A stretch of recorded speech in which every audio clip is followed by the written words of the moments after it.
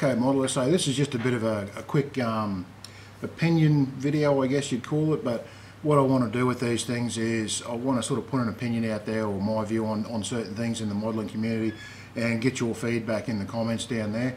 I love chatting with you guys in the comments. You know, always trying to answer all the comments that I can on the channel, and this is a way to sort of start a discussion about certain things in our community, certain things with this great hobby that we do, that not that they just bug me, but some things I like about it, some things I don't like about it. So what I'll do, this first one, I just want to talk about whether we've been spoiled as modelers in these times.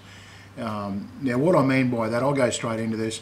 What I mean by that is, back when I started doing this as a kid, you didn't have a lot of choice. There was Airfix and Matchbox, you know, maybe a couple other brands, but that's all I was ever able to get hold of in the little town that I came from, way out west at Blackwall, and that was pretty much it. I had no real tools that I can remember. I used to use my mum's kitchen knife to cut the parts off the sprues. A little tube of glue used to come inside the kits. I don't know if you remember that, guys. If you go back that long, they used to have these little tiny tubes of glue, and it used to do the job, but it was so messy, and if you didn't get the thing together, the tube would dry up and you'd have no glue. You'd have to go looking through your old boxes for old glue tubes. I remember going to my dad's tool stash and stealing glue from him, or tools from him. And also the other thing was, I don't think I got into actually painting the models until I was a bit of a teenager, and then it was like using my dad's paints from his shed and making up my own camouflage patterns and things like that.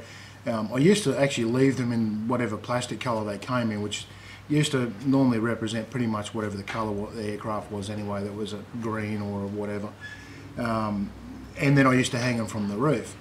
And like I say, there wasn't a lot of options around it. It was just the way it was. Maybe in the cities you had a few more options, but probably not a lot.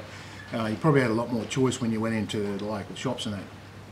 But then I went out of the hobby for quite a few years. I got back into it at the stage where a lot of the aftermarket stuff was coming on. There was so many more companies producing kits, and I've been in that, seen all the new tools and products coming out. In the last few years, it's just run rampant with AK and MO, and you name it, Wilder. There's a whole heap of products out there that are hitting the market, tools and stuff like that. And also all these new companies, all the new releases, and the aftermarket etch stuff and resin parts, and that is just insane these days. I mean, you can spend 10 times more on aftermarket stuff than the actual kit that you're building. That's how insane it's got. Now, personally, I love it. I think it's just great. It shows that these companies had faith in our hobby, that there's definitely a solid base there that are willing to put money and time into this hobby, which I find reassuring. I don't think they'd be investing time and money in like they are if they thought this thing was going to die very shortly. And I just love the choice. You guys know from the videos I do, like, just how excited I get about new releases, and the tools. I'm always trying new stuff all the time, new products, things like that. Absolutely love it. But lately I've been looking on Facebook and, you know, manufacturers' sites and things like that, and seeing, you know, keeping up with their latest releases and that. Now, I get excited whenever there's new releases, especially in products that I want to, you know, look at. It may be a certain tank or aircraft or whatever that I've been looking at for a long time, and they've done an update of it or something, and I get excited and think, oh, this is great, you know, and I see the new release, and they always put a bit more detail in it, and they refine it from the older releases and things like that, and I think it's just superb, and I get really excited about it. But then you start reading the comments, and honestly, a great percentage of them are not so much negative, but they're more like maybe rivet counting, in a sense that the nose shape isn't right, or the wings shouldn't be that shape, or they didn't have that type of cupola on it, or whatever it may be. They're always picking on these certain things that are on it. Now I can understand that, because myself, if I want to build an aircraft, I do want it to be a good representation of the actual aircraft. And I know some of the releases that have come out in the last couple of years have got stuff fairly wrong. But if it's just a small thing, you know, it doesn't really worry me. And I sort of think, you know, especially with certain aircraft, they'll release one and there's about 10 different versions of that kit already on the market. If you're that worried about the shape of the nose or whatever it is, buy one of the other releases. It's just, you know, they're trying to do the right thing by us by releasing these updated versions, and all they get is people whinging about it. But like I say, I understand if you want to do a representation of that aircraft, you want it to be right. And to me, a lot of the times I can't see what they're talking about. I mean, I may not be that precise in the way I look at things maybe, but you know, they're talking about a certain shape or something and I just can't get it. You know, if I superimpose the actual aircraft on it on the computer, sometimes I sort of pick up what they're talking about, or certain rivet lines aren't right or things like that. And it really doesn't bother me that much, to be honest, because once I build it and paint it, it looks like the aircraft that I was after, and I'm happy with that. So I'd love to hear your feedback on that stuff, guys. Leave that down there. The other thing is, the other complaints that I always hear is they'll release, say, a helicopter or an aircraft, whatever it may be, and then down in the comments below you get all these people saying, well, when are you going to bring this out, or when are you going to bring that out, or I thought you were bringing this version out, where's this version, and how come it hasn't got this on it? And it's like they just can't win, you know. It's and again, I understand some people's points of view with a company who may have promised that they're going to release a certain thing and it's on the back burner and they're releasing other stuff, and so people who are waiting for that original one are like, well, where's this? What happened to that?